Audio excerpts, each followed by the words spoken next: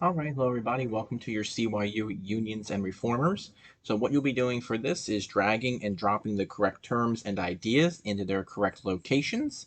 Remember to use the lesson Unions and Reformers to help you do this.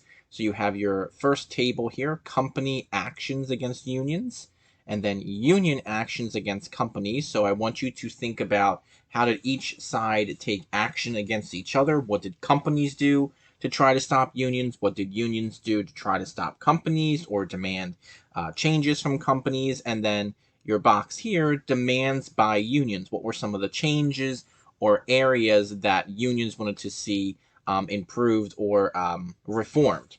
You have your terms here. You have lockouts, anti-union oath or pledge, strikes, boycotts, ban child labor, and better pay and working conditions. So again, you simply click on the box and you drag it to whatever area you want it to go. And then you do have an extra credit question here by looking at this picture. What does the picture suggest about working conditions?